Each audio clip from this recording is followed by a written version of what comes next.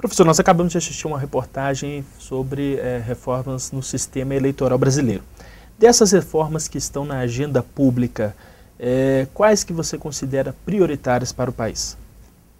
Eu tenho a impressão que reforma eleitoral é uma urgência importante, é uma considerável prioridade, porque tem sempre um certo away em torno disso, a mãe de todas as reformas tem um exagerozinho nisso.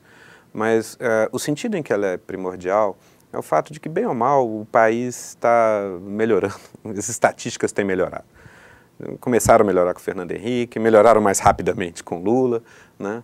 Mas você tem um mal-estar político que se exprime nessa sucessão de denúncias de corrupção e tudo mais. E uma certa agenda incompleta na própria estabilização, que envolve a aprovação reiterada de desvinculação temporária de receitas da União, etc., que faz os juros ficarem mais altos do que precisava e a gente crescer menos do que precisa. Então precisava de uma certa pauta legislativa destravar.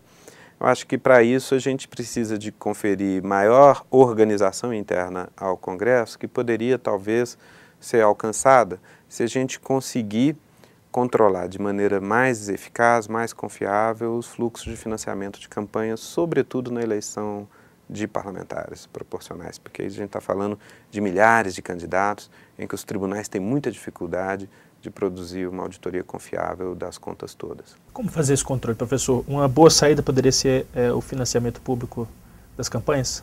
Eu acho que, na falta de alguma ideia realmente boa e de clareza do que fazer, seria menos mal do que o sistema atual, né?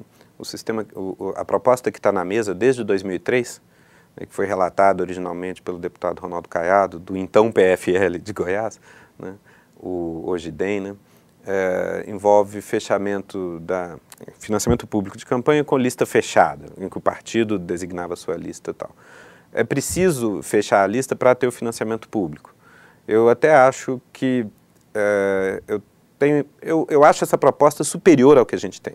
É muito grave o descontrole sobre o financiamento de campanha, que tem favorecido a eleição das pessoas mais ricas ou simplesmente que estão dispostas a lavar dinheiro em campanha e desovar um caixa 2. E isso é muito grave e incomoda profundamente a própria Câmara dos Deputados, mais do que a gente imagina, né? Porque as circunstâncias em que a disputa política se dá estão muito incertas e muito arriscadas para eles. Agora, eu acho que eles atiraram no que viram e acertaram no que não viram. Quer dizer, eu acho que a lista fechada é mais importante do que o financiamento público exclusivo.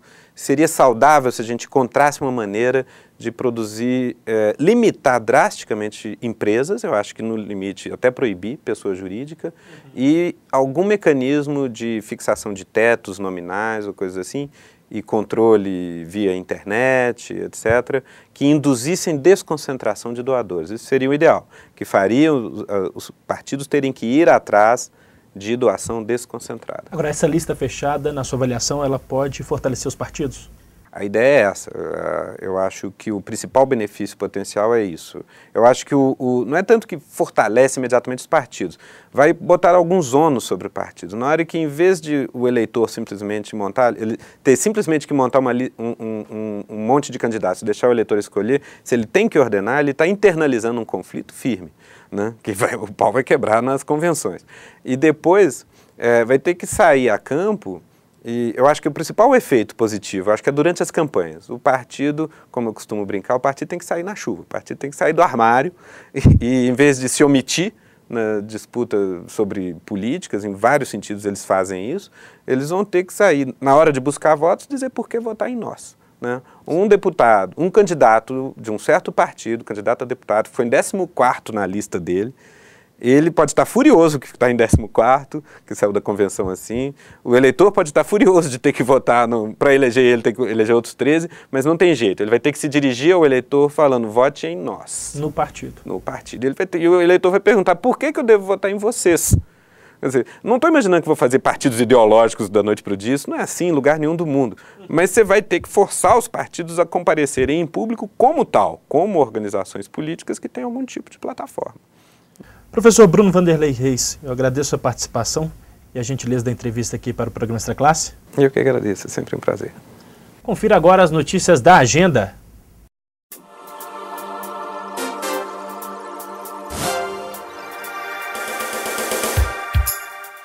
Confira a programação dos projetos cineclubistas do Simprominas. O Cineclube Joaquim Pedro de Andrade exibe filmes de Akira Kurosawa. No Cineclube Uma Tela no Meu Bairro serão exibidos diversos curtas-metragens, incluindo produções para o público infantil. Confira a programação completa.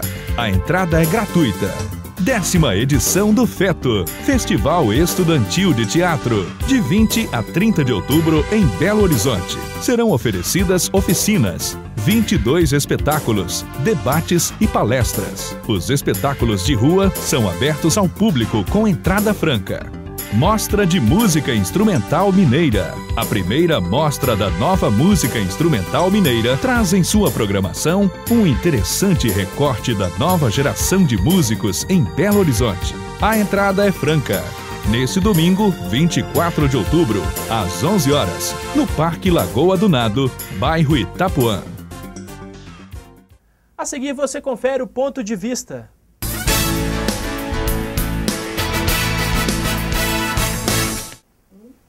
O Brasil precisa dar continuidade ao processo de desenvolvimento, aumentar a democracia nesse país, reduzir a desigualdade, ampliar direitos sociais.